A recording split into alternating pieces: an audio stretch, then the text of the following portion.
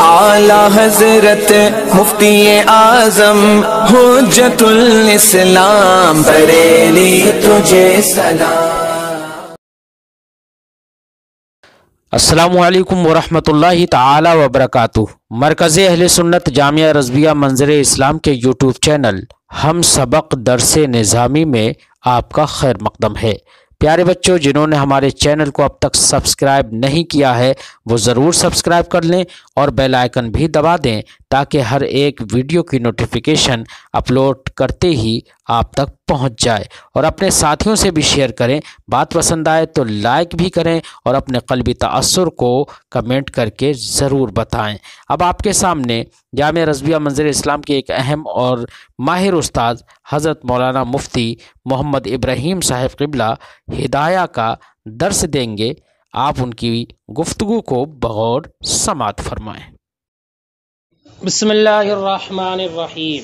ولو قال انت طالق اذا لم اطلق کی واذا ما لم اطلق کی لم تطلق حتى يموت عند ابی حنیفہ وقال تطلق حين سکت۔ مسئلہ یہ بیان فرماتے ہیں کہ جب مرد نے عورت سے کہا انت طالق اذا لم اطلق کی، تو طلاق والی جب میں طلاق نہ دوں، اذا کہا یا اذا ما کہا، تو امام اعظم فرماتے ہیں کہ عورت پر طلاق واقع نہیں ہوگی یہاں تک کہ وہ مر جائے، ان شوہر، ٹھیک ہے۔ اور صاحبین یہ فرماتے ہیں کہ جیسے ہی وہ خاموش ہوگا فوراً طلاق واقع ہو جائے گی، یعنی یہ جملہ کہہ کر طلاق والا جیسے ہی خاموش ہوا وہ فوراً طلاق پڑ جائے گی۔ دلیل یہ ہے کہ کلمہ اذا وقت کے لیے آتا ہے۔ کس کے لیے آتا ہے؟ وقت کے لیے۔ جیسے کہ اللہ تعالیٰ نے ارشاد فرمایا اذا الشمس کورت، اذا یہ وقت کے معنی میں ہے، اذا الشمس کورت و اذا النجوم انکدرت، ٹھیک ہے، اذا وقت کے معنی میں ہے۔ ایسے ہی ایک شعر میں ایک شاعر نے کہا ہے وَإِذَا تَكُونُ كَرِيهَا اُدْعَى لَهَا وَإِذَا يُحَاسُ الْحِيسُ يُدْعَى جُنْدَب۔ جُنْدب یہ ایک شخص کا نام ہے، ٹھیک ہے۔ شاعر نے شعر کا ترجمہ یہ ہے کہ جب کوئی ناپسندیدہ معاملہ ہوتا ہے، کوئی ناپسندیدہ کام ہوتا ہے تو مجھے بلایا جاتا ہے، میں یاد کیا جاتا ہوں، ہے نا۔ اور جب حلوہ تیار کیا جاتا ہے، کھانے پینے کا معاملہ ہوتا ہے تو جندب کو بلایا جاتا ہے۔ تو یہاں پر بھی اذا یہ وقت کے معنی میں ہے۔ کس کے معنی میں ہے؟ وقت کے معنی میں۔ تو اب اذا اور اذا ما یہ متا اور متا ما کے معنی میں ہو گئے، جو کل کی مثال میں آپ نے پڑھا تھا متا ما یا متا کہا، اذا اور اذا ما متا یا متا ما کے معنی میں ہو گئے۔ لہذا جیسے وہاں پر طلاق واقع ہو جاتی ہے سکوت کرتے ہی، ایسے یہاں پر ہو جائے گی۔ اور یہ ایسے ہی ہو گیا جیسے کہ کسی نے اپنی بیوی سے کہا انتی طالق اذا شئتی، اذا شئتی، تو انتی طالق اذا شئتی کہا۔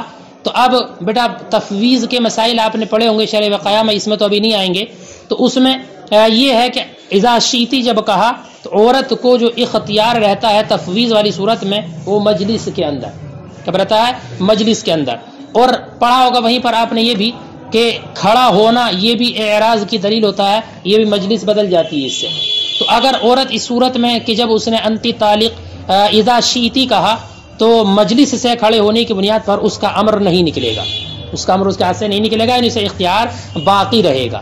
اور یہ ایسے ہی باقی رہے گا جیسے کہ اگر کہا انتی طالق متا شئتی، انتی طالق متا شئتی والی صورت میں بھی قیام علی المجلس کی بنیاد پر اختیار باطل نہیں ہوتا ہے، ایسے یہاں بھی اختیار باطل نہیں ہوگا۔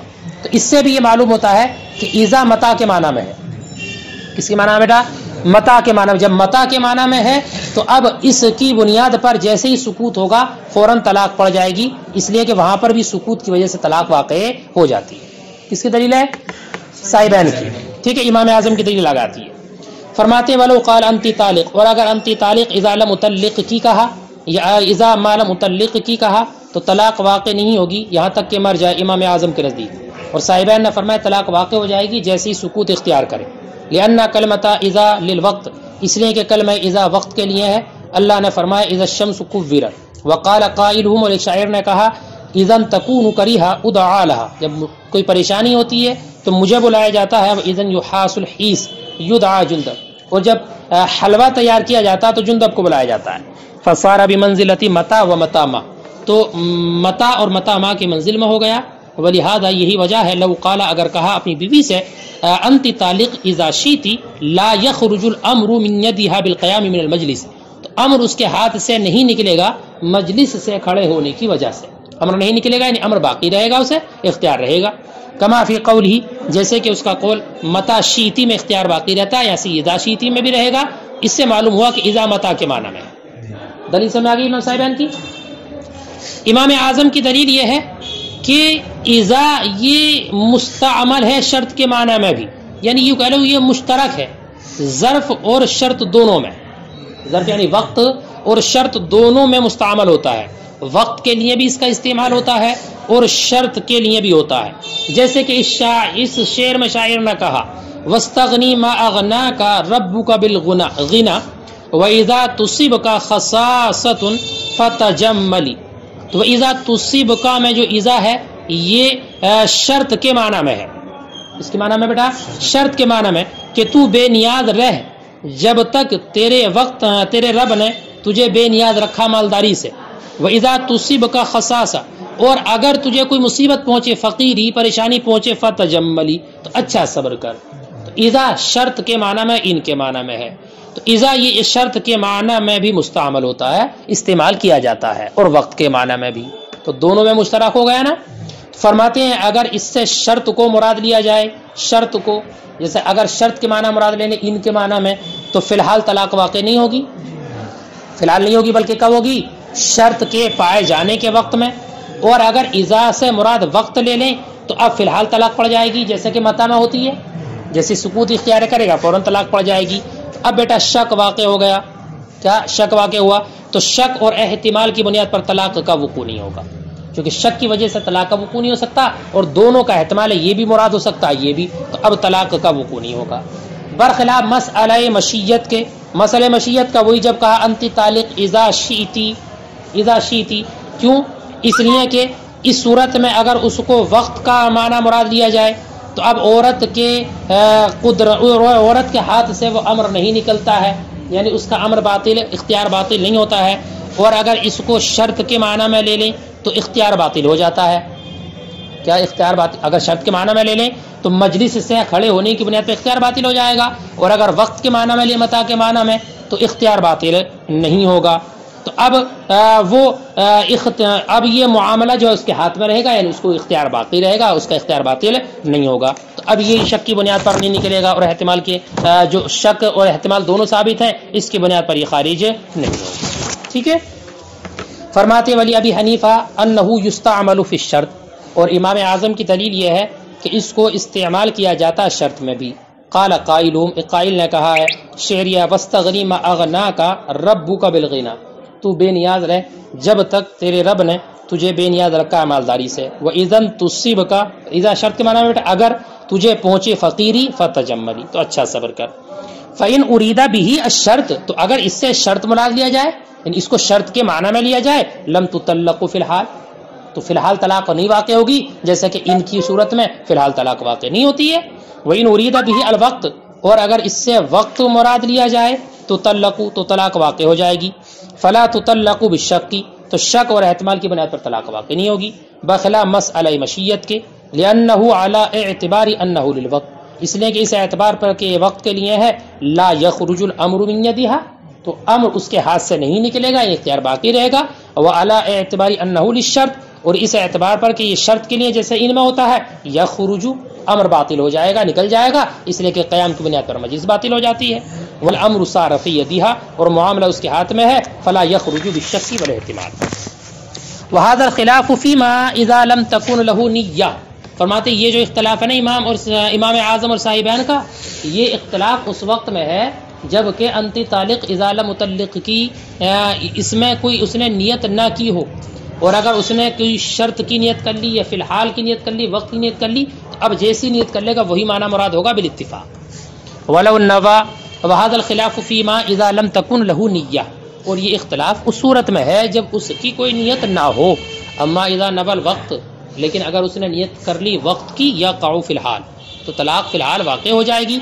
वलौ नवा अशर्ता, और अगर शर्त की नियत कर ली, या क़अू फ़ी आखिरिल उम्री, تو طلاق واقع ہوگی آخری عمر میں، لأن اللفظ یحتملهما، اس لیے کہ لفظ دونوں کا احتمال رکھتا. پڑھ لیا آپ نے، یہ کہا تھا اگر میں تجھے طلاق نہ دوں تو طلاق، تو آخری عمر میں طلاق واقع ہوگی، اس لیے کہ ہر عمر میں ہر زمانے میں یہ احتمال باقی رہے گا. ولو قال، اور اگر کہا انت طالق ما لم اطلق کی، انت طالق کہا، انت طالق ما لم اطلق کی، پھر کہا انت طالق، ہے نا. فرماتے یہ دوسرا والا جو انت طالق ہے نا، اس سے طلاق واقع ہو جائے گی، پہلے والے سے تو نہیں ہوگی لیکن اس سے طلاق واقع ہو جائے گی. لیکن یہ اس وقت جبکہ موصولاً کہا ہو، ٹھیک ہے. وَلَوْ قَالَ أَنْتِ طَالِقٌ مَا لَمْ أُطَلِّقْ کی أَنْتِ طَالِقٌ فَهِيَ طَالِقٌ بِهَذِهِ التَّطْلِيقَةِ، تو وہ طلاق والی ہے اس طلاق سے. معناه قال ذلك موصولا، اس سے مراد یہ ہے کہ اس نے موصولاً کہا ہو. والقیاس ان یقع المضاف، اور قیاس اس بات کو چاہتا ہے کہ مضاف بھی واقع ہو. کیا مطلب؟ انتی طالق ما لم اطلق کی یہ جو طلاق ہے نا، یہ بھی واقع ہو. قیاس اس بات کا تقاضا کرتا ہے. تو اگر یہ بھی واقع ہو اور انتی طالق جو دوسرا والا اس سے جو طلاق دی ہے وہ بھی واقع ہو، تو اب دو طلاقیں ہو جائیں گی. والقیاس ان یقع المضاف، اور قیاس چاہتا ہے کہ واقع ہو وہ جو مضاف زمانے کی جانب، فیقعان، تو اب دو طلاق واقع ہوں گی. ان کانت مدخول بہا، کب؟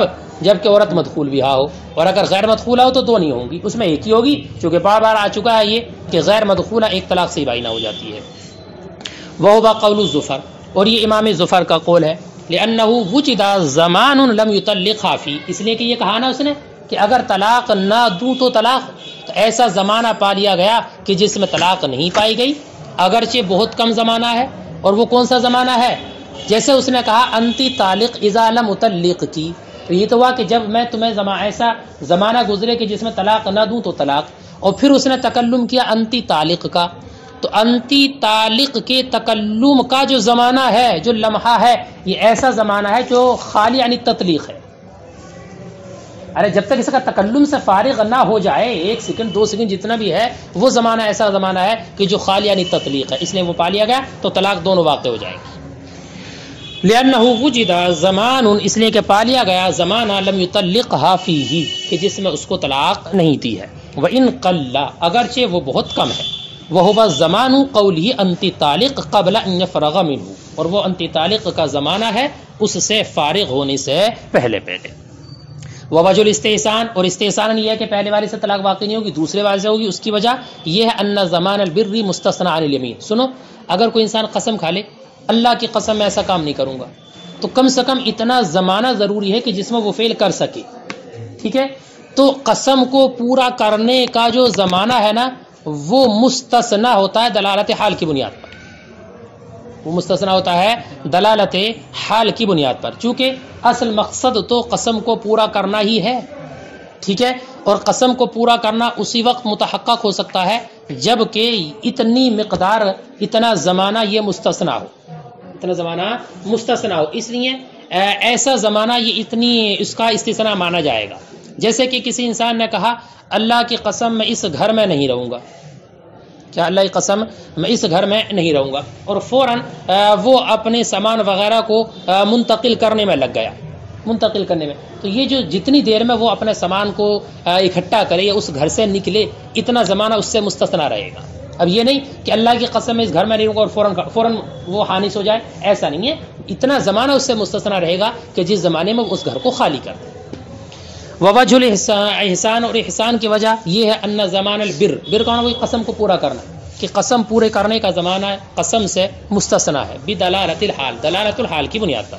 لأن البر هو المقصود، اس لیے کہ بر ہی مقصود ہے قسم سے پورا کرنا. ولا يمكن تحقق البر، اور ممکن نہیں ہے قسم کے پورا کرنے کا متحقق ہونا، الا ان يجعل هذا القدر مستثنى، مگر یہ کہ اس مقدار کو مستثنی مانا جائے. واصله من حلف، اور اس کی اصل وہ ہے کہ جس نے قسم کھائی لا يسكن هذه الدار، کہ وہ اس گھر میں نہیں رہے گا. فاشتغل بالنقلة من ساعته، تو وہ مشغول ہو گیا سامان وغیرہ کو نقل کرنے میں اسی وقت میں. واخواته على ما سياتي في الايمان، اور اس کی اور دوسری مثال ہے وہ ہیں جو آئیں گی ایمان میں، ایمان یعنی کتاب الایمان میں انشاءاللہ تعالی. ومن قال لامراته يوم تزوجك فانت طالق فتزوجها ليلا طلقت لان اليوم يذكر ويراد به بياض النهار. بیٹا یہ وہ مسئلہ جو شرع وقایہ میں آپ نے بڑی لمبی تفصیل کے ساتھ پڑھا ہوگا کہ اليوم اگر فعل ممتد کی جانب مضاف ہو تو حکم کیا ہوگا، اور اگر یوم فعل غیر ممتد کی جانب مضاف ہو تو اس سے مراد کیا ہوگا؟ بس میں کہ نہیں فرماتے ہیں اگر کسی انسان نے اپنی بیوی سے کہا یوم اتزوجکی فانتی طالق، یوم اتزوجکی فانتی طالق، اور پھر اس عورت سے نکاح کیا رات میں، کب نکاح کیا؟ اور کہا تھا یوم، جس دن نکاح کروں، جس دن نکاح کروں، اور نکاح کیا رات میں، فرماتے اب طلاق واقع ہو جائے گی۔ کیوں؟